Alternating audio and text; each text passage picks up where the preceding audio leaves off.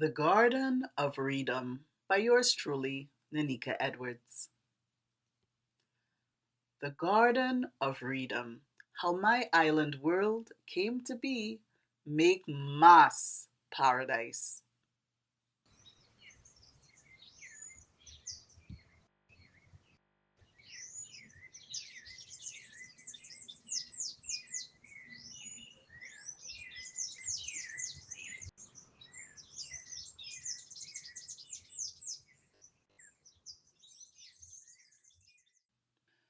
The Lord God planted a garden eastward in Eden, and there he put the man whom he had formed.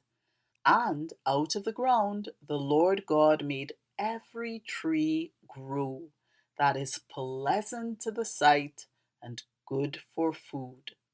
The tree of life was also in the midst of the garden, and the tree of the knowledge of good and evil.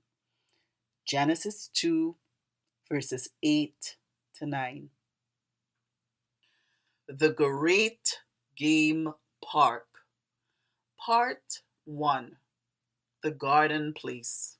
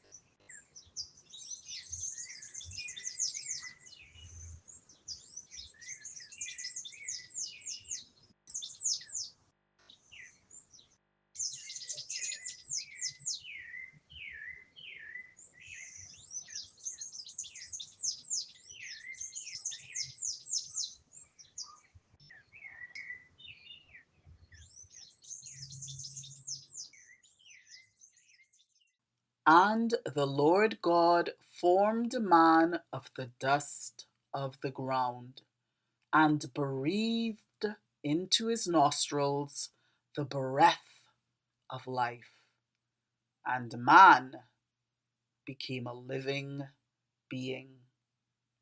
Genesis chapter 2, verse 7. He proudly boomed an opal vocal proclamation. Now let us make man in our own image and likeness. The crowning masterpiece and the most exquisite work of art that all the ruby-studded dyes and the flowery inks and divine paint pots and gold shimmer glitter within me can conjure into stunning life out of my quartz inner courts.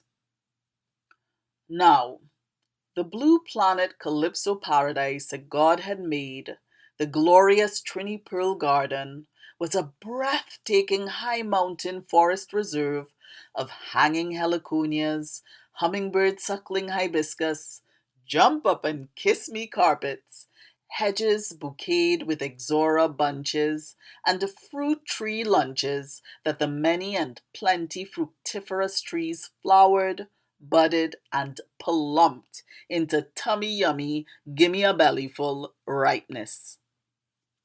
Now, this earthy and earthly breadbasket paradise was strolled, winged, crawled, crept, swum, and swung through by a cornucopia of creatures. It was like one expansive petting zoo of generous acreage, for it was high fenced all around with towering hedges that were inlaid with accenting shrubbery flowering in complementary color palettes.